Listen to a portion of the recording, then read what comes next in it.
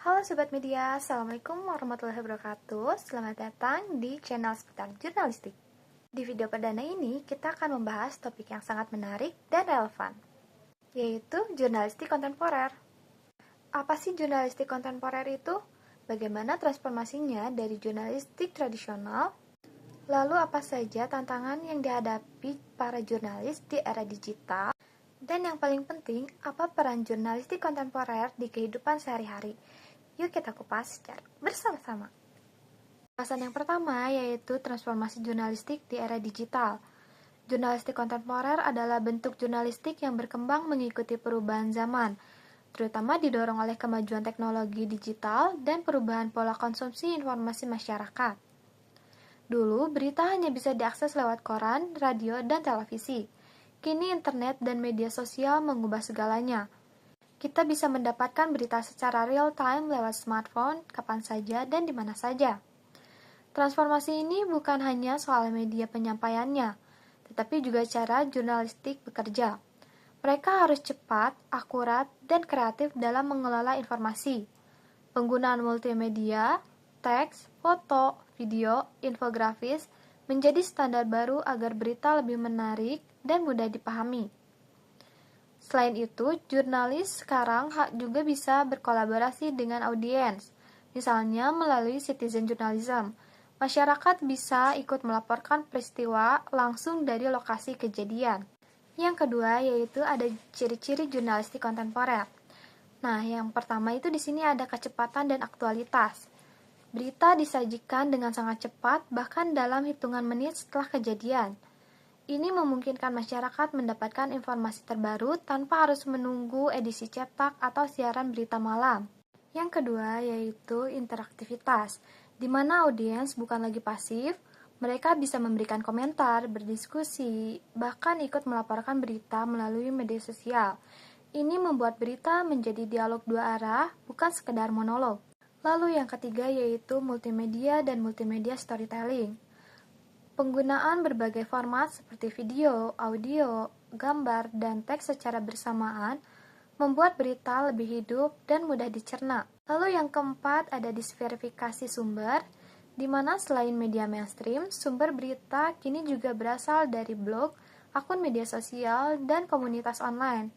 Ini akan memperkaya perspektif dan keberagaman informasi. Lalu yang terakhir ada personalisasi berita, di mana algoritma di platform digital memungkinkan berita disesuaikan dengan minat dan preferensi pembaca, sehingga pengalaman membaca menjadi lebih personal dan relevan. Nah, pada bagian ketiga, di sini kita akan membahas peran jurnalistik kontemporer dalam komunikasi modern. Jurnalistik kontemporer memegang peran vital dalam masyarakat modern, mulai dari penyampaian informasi cepat dan akurat, terutama di situasi krisis seperti bencana alam, pandemi, atau peristiwa politik. Jurnalis berperan sebagai sumber informasi terpercaya yang memberikan update terkini. Lalu selanjutnya ada pengawas sosial atau watchdog, yang dimana jurnalis mengawasi kekuasaan dan kebijakan publik agar transparan dan akuntabel.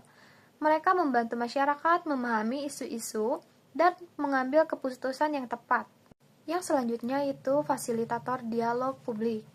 Melalui platform digital, jurnalis membuka ruang diskusi yang inklusif, memungkinkan beragam suara dan opini didengar.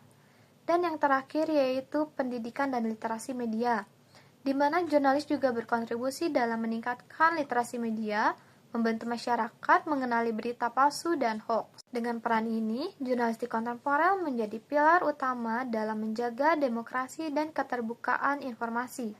Nah, pada pembahasan yang keempat, di sini ada tantangan jurnalistik kontemporer. Walaupun banyak kemajuan, jurnalistik kontemporer menghadapi berbagai tantangan, mulai dari penyebaran hoax dan disinformasi. Media sosial memungkinkan berita palsu tersebar sangat cepat, yang bisa menimbulkan kebingungan dan kerusuhan sosial.